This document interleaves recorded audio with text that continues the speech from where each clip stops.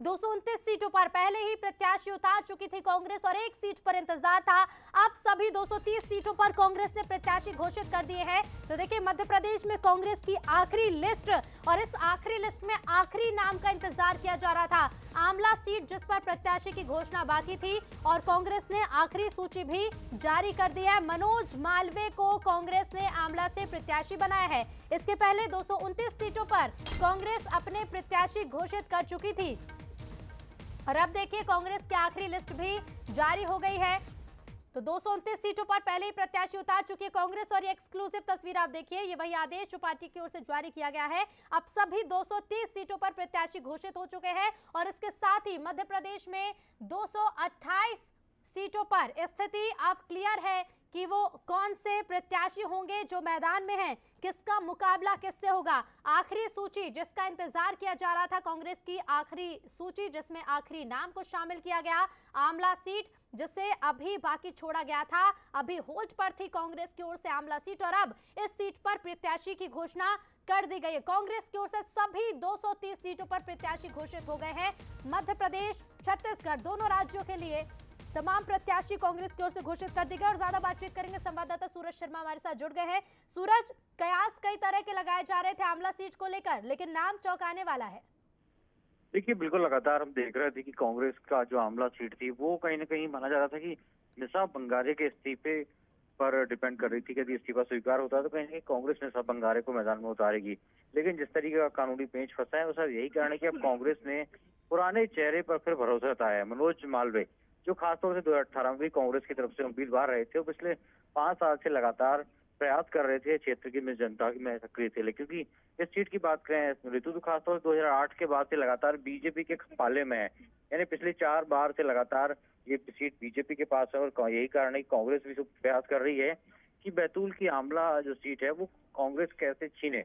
लेकिन अब मनोज मालवीय को दोबारा मैदान में उतारा है। अब देखना होगा कि इस बार कांग्रेस का ये भरोसा कितना खरा उतर पाता है। बिल्कुल, बात अगर बीजेपी का करें सूरज, तो देखिए, बीजेपी की ओर से तमाम प्रत्याशी घोषित किए गए, 2 सीटों पर ऐलान अभी भी बाकी और इसी के साथ कांग्रेस ने जैसे ही इस नाम की घोषणा की, 228 सीटों पर अब तस्वीर साफ है कि किसका मुकाबला किसके साथ होगा।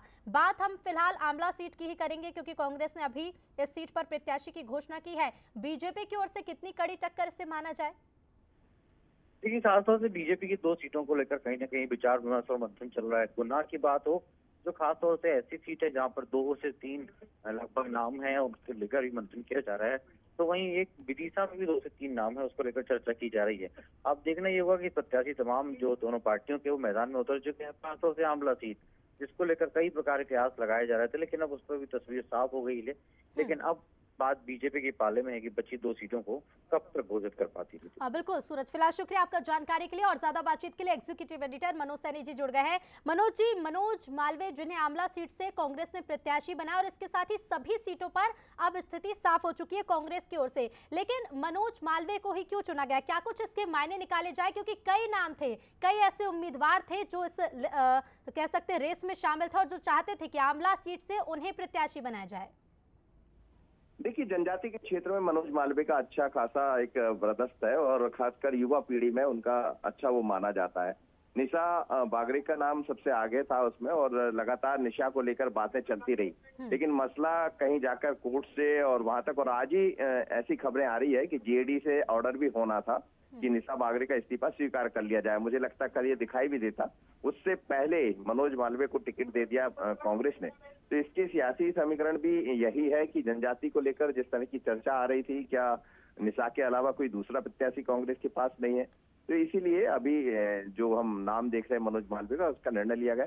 लंबे समय से कांग्रेस में रहे, युवाओं के साथ अच्छा उनका एक टाई अप कहा जा सकता है, जुड़ाव कहा जा सकता है और उसका लाभ कांग्रेस कहीं ना कहीं उस क्षेत्र में लेना चाहेगी। जहां तक बात करें उसकी, वो सीट बहुत अलग तरह की रही है, कांग्रेस बीजेपी के पास आती जाती रही है और इसीलिए कांग्रेस ये चाहती है कि शायद मौका कांग्रेस को मिल जाएगा 2023 में, क्योंकि एक एक सीट का गणित देखना है जीतू। इस बार का चुनाव वैसे भी बड़ा तकरार का चुनाव है, बड़ा टफ चुनाव है, चाहे बीजेपी के लिए कहें या कांग्रेस के लिए, और इसलिए अंतिम दौर में पूरी सीटें, अब हम कह सकते हैं कि 230 सीटें जारी कर दी गई है हाँ, 2 सीटें जिसका सूरज भाई भी जिक्र कर रहे थे, भारतीय जनता पार्टी की जरूर है, जिन पर निगाहें टिकी है, गुना और दिशा। तो जहां से मुझे लगता है कि आज देर रात या कल सुबह तक उसमें भी निर्णय हो जाएगा। तो अब आमना सामना बराबर है, दोनों की एक की 228 सीट है और एक की 230। कुल मिलाकर ये कहा जा सकता है कि जो मसला अटका हुआ था, अब उस पर विराम लग गया और मनोज मालवीय वहां से प्रत्याशी होंगे कांग्रेस। बिल्कुल मनोज जी, जो पेच फंसा हुआ था वो तो अभी क्लियर है, लेकिन 2018 के परिणामों की अगर हम बात करते हैं, आमला सीट की हम बात कर रहे हैं, ऐसे में 19,000 करीब वोट थे अगर मैं गलत नहीं हूं, जिससे मनोज मालवीय हारे थे। और ऐसे में विधायक ही हैं जो बीजेपी की ओर से इस सीट पर प्रत्याशी बनाए गए हैं। ऐसे में कांग्रेस और बीजेपी के बीच में मुकाबला कितना कड़ा देखने को मिल सकता है, क्या कहते हैं वहां के समीकरण? देखिए वही है, कई बार होता है कि यदि आप 2018 में हार रहे हैं तो उसके पीछे क्या समीकरण रहे हैं, वर्तमान में क्या रहे हैं, और कांग्रेस ने शायद इस चीज को समझा होगा। ये भी कहा जा सकता है कि कांग्रेस शायद किसी और भी नेता की तलाश में थी, 2-3 और भी वहां से कुछ नाम चल रहे थे, उनको मौका दिया जाए, लेकिन उनसे सबसे बेहतर इस समय मनोज मालवीय थे। भले 19,000 से उनको हार मिली वहां से, लेकिन लगता है कांग्रेस को कि अब ज्यादा वक्त नहीं है। निशा को लेकर निर्णय की स्थिति है, क्या होगा, जीएडी से इस्तीफा स्वीकार होगा या नहीं, और समय कम है, इसीलिए मनोज मालवीय को लेकर मजबूरन मुझे लग रहा है कांग्रेस को ये निर्णय लेना पड़ा है। लेकिन उस क्षेत्र में फिर भी कम से कम दूसरे किसी नए प्रत्याशी को लाएंगे तो उससे बेहतर है कि मनोज मालवीय को लोग जानते हैं और इसीलिए कोई रिस्क नहीं लेना चाहती कांग्रेस। ऑलरेडी वहां से भारतीय जनता पार्टी चुनाव जीती है, तो वैसे भी रिस्क तो है ही, तो अब समय नहीं है, जो है वो अच्छा है, तो मनोज मालवीय पर दाव लगा दिया। बिल्कुल बिल्कुल मनोज जी, शुक्रिया फिलहाल आपका जुड़ने के लिए और तमाम बातचीत के लिए। और सीधे रुक करते बैतूल से हमारे संवाददाता सत्येंद्र सिंह जुड़ रहे हैं। सत्येंद्र, अब क्या कुछ तस्वीरें देखने को मिल सकती है, मुकाबला कितना कड़ा हो सकता है? 2018 में भी मनोज मालवीय प्रत्याशी थे कांग्रेस से, एक बार फिर से उन्हें रिपीट किया गया है, प्रत्याशी बनाया गया है 23 में। योगेश पंडाग्रे फिलहाल विधायक है सीट पर। ऐसे में बीजेपी और कांग्रेस के बीच में जो मुकाबला होगा, कितनी टक्कर का होगा? जी रितु, ये जो बैतूल जिले की आमला जो सारणी विधानसभा सीट थी, ये निशा बांगरे की वजह से काफी लाइमलाइट ये सीट मानी जा रही थी, और ये भी इस सीट की वजह से ही कांग्रेस को जो आमला सारणी सीट है वो होल्ड पे रखना पड़ा था। ये माना जा रहा था कि आखिरी समय तक निशा बांगरे की का जो मामला है, इस्तीफे का मामला है, जो वो फाइनल हो जाएगा, लेकिन नहीं होने के बाद में आज मनोज मालवीय की जो सीट है वो फाइनल कर दी है कांग्रेस ने। और 2018 में भी मनोज मालवीय ने ये चुनाव लड़ा था, जहां पर भाजपा के जो योगेश पंडाग्रे हैं, इन्हें भी रिपीट किया गया है बीजेपी द्वारा। इस बार यहाँ पर इन्होंने लगभग 19,000 मतों से मनोज मालवीय को जिताया था, हराया था। और अभी 3 दिन पहले ही यहाँ पर जो बगावत के सुर बुलंद होना चालू हो गए थे, और मनोज मालवीय ने छिंदवाड़ा पहुंचकर जो पीसीसी चीफ है कमलनाथ, उनके सामने अपना विरोध भी दर्ज कराया था।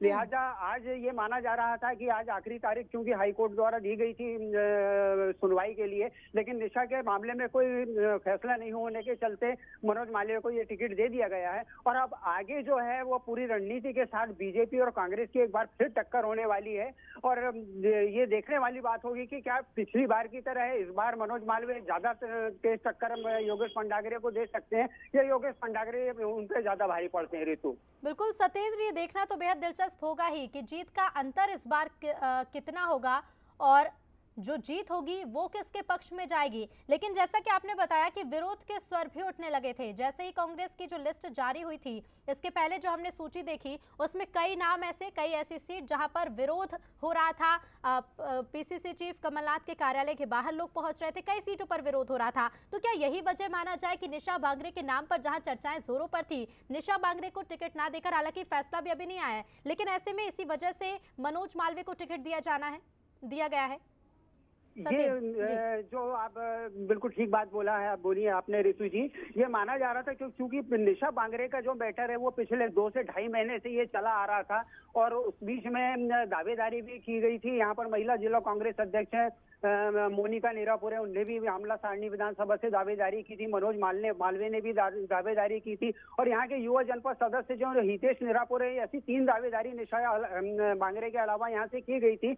लेकिन 2 से ढाई महीने के बीच में किसी भी कांग्रेसी ने या किसी भी दावेदार ने निशा बांगरे के खिलाफ विरोध के स्वर अपने बुलंद नहीं किए थे। और जैसे ही कांग्रेस की सूचियां आनी चालू हुई और दूसरी विधानसभाओं से विरोध के स्वर उठने लगे, तो वैसे ही यहाँ पर मनोज मालवीय जो हैं, मोनिका नीरापुरे हैं, इन लोगों के विरोध के भी स्वर बुलंद हुए और कमलनाथ के सामने उन्होंने पहुंचकर इन्होंने अपना विरोध प्रकट किया। तो ये माना जा सकता है कि दूसरी विधानसभाओं के विरोध शुरू होने के बाद आमला विधानसभा में भी बिल्कुल विरोध शुरू हुआ। बिल्कुल सत्येंद्र, शुक्रिया फिलहाल आपका हमसे जुड़ने के लिए। और चलिए सीधे हमारे साथ कांग्रेस के प्रत्याशी मनोज मालवीय जी जुड़ रहे हैं। सबसे पहले तो मनोज जी, बहुत बधाई आपको, कांग्रेस ने आपको प्रत्याशी घोषित किया है। पहला रिएक्शन क्या होगा आपका? जी बहुत बहुत धन्यवाद। मैं आदरणीय कमलनाथ जी का हृदय की गहराइयों से धन्यवाद देना चाहता हूं कि उन्होंने मेरे जैसे छोटे से तबके के व्यक्ति को पुनः आमला सारणी विधानसभा क्षेत्र का प्रत्याशी बनाया है। पिछले 5 सालों में मैंने क्षेत्र में जो जनता के बीच जाकर के मेहनत की है, उस मेहनत को कमलनाथ जी ने परखते हुए मुझे आमला सारणी विधानसभा का प्रत्याशी घोषित किया है। इसलिए शीर्ष नेतृत्व का आभार व्यक्त करता हूं और खासकर माननीय कमलनाथ जी का आभार व्यक्त करता हूं कि जिन्होंने मुझ जैसे छोटे से कार्यकर्ता को पुनः आमला सारणी विधानसभा से प्रत्याशी बनाया। हाँ बिल्कुल मनोज जी, देखिए 19,000 वोट का अंतर हम छोटा नहीं कह सकते, काफी बड़ा ही अंतर होता है। जीत फैसला बदल देता है। पिछली बार 2018 में करीब इतने ही वोट से आपको हार मिली थी, बीजेपी के हाथ में ये सीट गई थी। इस बार की क्या रणनीति रहेगी?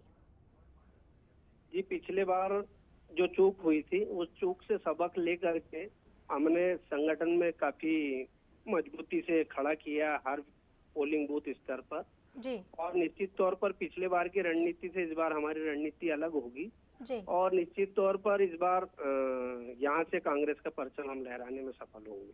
हाँ बिल्कुल बिल्कुल मनोज जी, शुक्रिया आपका हमसे जुड़ने के लिए और तमाम बातचीत के लिए। तो इस बार अलग रणनीति के साथ इस सीट पर कांग्रेस नजर आएगी, साथ ही जीत के दावे भी कांग्रेस की ओर से किए जा रहे हैं। तो देखिए कुल मिलाकर 230 सीटों पर, कुल सीटों पर मध्य प्रदेश में कांग्रेस ने अपने प्रत्याशी घोषित कर दिए हैं। सभी सीटें कांग्रेस की ओर से प्रत्याशी घोषित कर दिए गए हैं और अब इंतजार है बीजेपी के उन 2 नामों का, जिसके बाद पूरी स्थिति मध्य प्रदेश में स्पष्ट होगी।